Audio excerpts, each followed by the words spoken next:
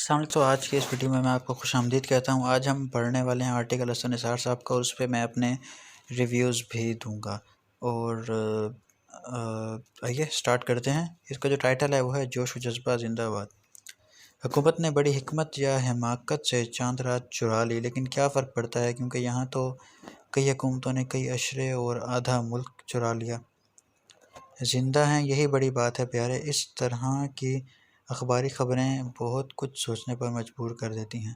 ملک میں عید الفطر مذہبی جوش و جذبے کے ساتھ منائی گئی۔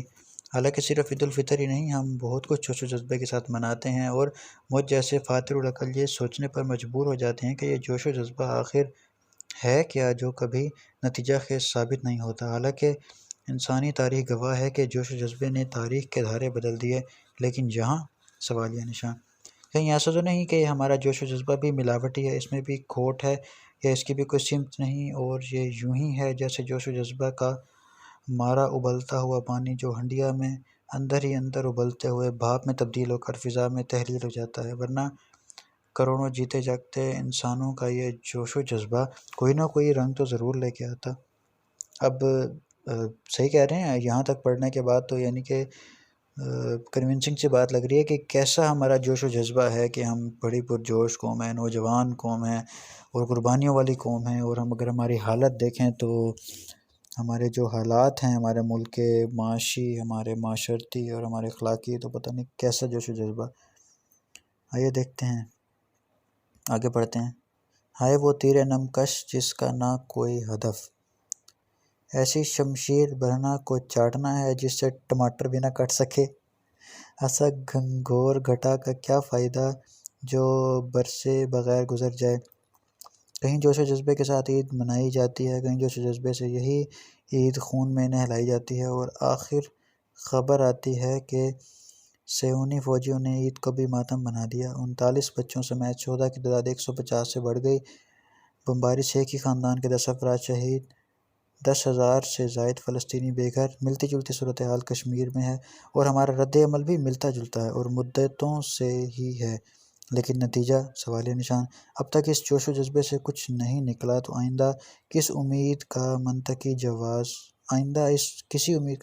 جواز کیا ہے؟ کیا اس ساری صورتحال کو نئے سرے سے سمجھنے اور ریوزٹ کرنے کی ضرورت تو نہیں؟ تقریباً 2 ارب مسلمان، 50 سے زیادہ ملکوں پر مشتمل ایک عالم اسلام، اور ایک طرف ہندو بنیاں تو دوسری طرف مٹھی بھر سیونی، جنہوں نے ریت کو زرخیز بنا دیا، تو آخر گڑبڑ کہاں ہے؟ صرف دکھائی دیتی ہے، لیکن دیکھنے کو تیار ہی کوئی نہیں، اور پڑھنے سمجھنے کا رواج تو ہے نہیں، ورنہ اقبال کی ہی سن کر غور کر لیتے کہ ہے جرف ضعیفی کی سزا مرگ مفاجات۔ تو یہاں تک پڑھ کے آئیڈیا ہوا کہ یار یہ کیسا جوش و جذبہ ہے کہ ہمارے 50 سے زیادہ مسلمان ممالک، 2 ارب کی مسلمانوں کی آبادی، اور مٹھی بھر جو ایک مائنورٹی کے جو لوگ ہیں وہ کچھ ایسا کر جاتے ہیں، اور مسلمان پوری ملک کے جن کے پاس نیچرل ریسورسز ہیں، ذخائر ہیں، وہ بس بیٹھے ہیں، احتجاج کر رہے ہیں، دیکھ رہے ہیں، کچھ کر نہیں پا رہے، اور جسٹ کٹ پتلیوں کی طرح ناچے جا رہے ہیں کسی اور کے شہروں پہ۔ چلیں آگے بڑھتے ہیں۔ اور ضعف کے ساتھ جوش و جذبہ ضعیف کے لیے بہت تکلیف دہ ہوتا ہے۔ کوئی تو ہو جو اس پیکر خاکی میں پھر سے جان پیدا کرنے کا سوچے، لیکن سوچنا کیا، یہاں تو ننگے تضادات بھی کوئی نہیں دیکھتا۔ ذرا ٹھنڈے دل سے غور کریں اور جوش و جذبہ کے بغیر کریں۔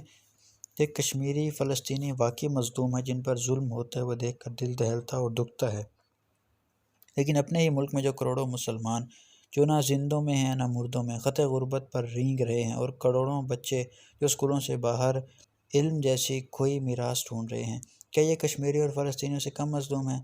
اللہ جانے اس تضاد اور پیراڈکس کے لیے کون سا لفظ، کون سی اصطلاح مناسب ہوگی۔ کیا 50 سے زیادہ اسلامی ملکوں میں سے ایک بھی اسرائیل کی ٹکر کا نہیں؟ سوالیہ نشان۔ فرق اتنا ہے کہ وہ ناممکن کو ممکن بنا رہے ہیں، اور ہم ممکن کو بھی ممکن نہیں بنا سکے، کیونکہ ہمیں صرف اور صرف اور صرف جوش و جذبہ ہی راس ہے، اور یہ خالی خولی جوش و جذبہ زیادہ سے زیادہ وہی کچھ کر سکتا ہے جو کر رہا ہے، لکھ لکھ کر انگلیاں گھس گئیں کہ یہ مسل کا نہیں عقل کا زمانہ ہے، یہ جوش نہیں ہوش کا عہد ہے، یہ سائیں لوگوں کی نہیں سائنس اور ٹیکنالوجی کی دنیا ہے۔ لیکن کسی کے کان پر جوں نہیں ڈگتی، کیونکہ کان ہی کٹ چکے ہیں، تو اس کے سوا اور کوئی آپشن اور چوائس ہی نہیں کہ کہیں عید منائی جا رہی ہے، کہیں عید خون میں نہلائی جائے، لیکن سوچوں اور رویوں میں کوئی تبدیلی نہ لائی جائے۔ اب اس بات سے کوئی ایگری کرے نہ کرے، کم از کم میں ضرور ایگری کرتا ہوں کہ یہ جو ہے مسلس کا زمانہ نہیں ہے۔ آج کل آپ نے پوری دنیا میں کسی بھی ملک کو ٹارگٹ کرنا ہے تو آپ کمپیوٹر پہ بیٹھ کے ہیک کریں، اس کے نیوکلیر پاور پلانٹس وہ ملک کیا، اس کی اکانومی گئی۔ آج کل عقل کا زمانہ ہے، ہم نے اٹینشن دی ہوئی ہے جوش و جذبے پہ، لیکن جس چیز کی طرف ہمیں اٹینشن دینی چاہیے، ٹیکنیکل ایجوکیشن، سائبر سیکیورٹی، اس طرح کے جو جدید فنون ہیں، آرٹیفیشل انٹیلیجنس، آپ کے جو ملٹائی بلین ڈالر کمپنیز ہیں جو کہ ان پہ کھڑی ہیں، آرٹیفیشل انٹیلیجنس پہ کھڑی ہیں، جو فیوچر ہے، سائبر سیکیورٹی، روبوٹکس، یہ وہ چیزیں ہیں جن میں اسرائیل، جس کو ہم بہت برا بھلا کہتے ہیں، اس نے کام کیا ہے اور وہ اس پہ کام کر رہے ہیں، اور ہم جوش و جذبے کے ساتھ لگے ہوئے ہیں اعلان فرمانے میں، لکھنے میں، اور جو ہمارے عقل رکھنے والے تجزیہ نگار ہیں، جیسے گائیڈنس کرنے والے جو ہمارے بزرگ لوگ ہیں، وہ کہہ کے تھک گئے کہ جوش و جذبے سے کام نہیں چلے گا، عقل سے کام لیں، علوم سیکھیں، جدید دور کے علوم سیکھیں تاکہ آپ جدید دور کی دنیا کے ساتھ چل سکیں۔ دنیا آگے دیکھتے ہیں، اور دنیا ایک ایک دن میں ایک ایک صدی کا فاصلہ طے کر رہی ہے، لیکن ہم خالی خولی جوش و جذبے پر سوار خود کو شہوار سمجھ رہے ہیں، اور ناقابل تردیدی حقیقتوں کو ایک نظر دیکھنے کی روداد بھی نہیں۔ ایسے نون ایشوز پر خالی کھوپڑیاں ٹکرائی جا رہی ہیں کہ حیرت ہوتی ہے، خوف آتا ہے، لیکن جوش و جذبہ زندہ باد، باقی سب کچھ مردہ باد۔ یعنی پاکستان کے حوالے سے انہوں نے کہا کہ یار ٹھیک ہے یار، اسرائیل میں یا کشمیر میں جو ہو رہا ہے وہ مظلوم ہے، لیکن ذرا ٹھنڈے دماغ سے سوچیں کہ خطے غربت کے قریب قریب لوگ رہ رہے ہیں، خطے غربت سے نیچے پاکستان میں لوگ رہ رہے ہیں۔ کیا پاکستانی نظام، کیا پاکستانی معاشی نظام، کیا پاکستانی معاشرتی نظام کیا اپنے لوگوں کو سہارا دے رہا ہے؟ کیا اپنے لوگوں کو اس نے وہ آسرا دیا؟ کووڈ کے دوران کیا ہوا؟ یہ جتنے ہم ملکوں کی مثالیں دیتے ہیں کہ بڑے بڑے اسرائیل کے حامی ملک ہیں، امریکہ، کینیڈا، یہ سارے یہ جو ان کو ہم آور انڈرسٹینڈنگ کہہ سکتے ہیں، جی فلاحی ریاست کہتے ہیں، کہنے کو تو ہم اسلامک ریپبلک آف پاکستان ہے، لیکن ہم ان کو ویلفیئر اسٹیٹس کہتے ہیں، ڈنمارک، یہ سارے اسرائیل کو سپورٹ کرتے ہیں، خود اسرائیل۔ انہوں نے کووڈ کے دوران کیا کیا؟ ان کی معیشت نے لوگوں کو کس طرح سپورٹ کیا؟ کیا پاکستان سپورٹ کر سکا؟ کیا پاکستان کی اکانومی اتنی اسٹرانگ ہے؟ کیا پاکستان میں غریبوں کا استحصال نہیں ہوتا؟ جب یہ ساری چیزیں ہیں تو پھر جوش و جذبہ کس کام کا؟ یہ جوش و جذبہ اپنے کام لاؤ، اپنے ملک کا نظام بہتر کرو، اپنے ملک میں کوئی ایسی جماعت کا آپ انتخاب کریں، نوجوان کریں انتخاب، نوجوانوں کے لیے جو روزگار کریٹ کرے، لیکن کیا جوش و جذبہ جو کہ کسی کام کا نہیں؟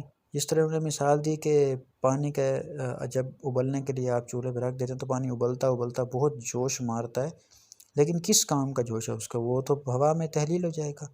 اسی وجہ سے کہیں عید جیسے ہمارے کچھ مسلمان ملک ہیں، پاکستان، سعودی عرب، وہاں عید منائی جا رہی ہے، اور کچھ مسلمان ہمارے ملک ہیں اور کچھ دنیا کے ایسے حصے ہیں مسلمانوں کے جہاں عید پر بھی لوگ اپنے پیاروں کی لاشیں اٹھا رہے ہیں، اور باقی سارے مسلمان بڑے دور سے بیٹھے تماشا دیکھ رہے ہیں، کیونکہ انہوں نے ان نئے زمانوں کو سمجھا ہی، نئی چیزوں پہ کام ہی نہیں کیا جو کہ کام کرنا تھا۔ انہوں نے نئی ٹیکنالوجی کو نہیں سمجھا، نئے دور کے تقاضوں کو نہیں سمجھا، نئے دور کے فنون کو نہیں سیکھا، artificial intelligence, latest technologies, weaponry, آپ کی سگنل پروسیسنگ، نہ جانے کیا کیا دنیا سفر کر رہی ہے، دنیا طے کر رہی ہے، لاکھوں کروڑوں ڈالر انویسٹمنٹس کر کے ایک ملک اپنے ایسٹس بنا رہے ہیں، اپنے کاپی رائٹس بنا رہے ہیں، انٹلیکچوئل پراپرٹیز بنا رہے ہیں سائنس میں، ٹیکنالوجی میں، اور ہم بیٹھے ہیں جوش و جذبے سے، جوش و جذبے سے مقابلہ کرنا ہے ہم نے۔ آپ اس آرٹیکل کو سننے کے بعد اور میرے اوپینین کے بعد آپ کی کیا رائے ہے؟ کائنڈلی شیئر کریں، اور اف یو تھنک کہ آپ اس سے ڈائیورٹ کرتے ہیں یا آپ کی کوئی اور رائے ہے تو وہ بھی پلیز شیئر کریں، that would be interesting for me.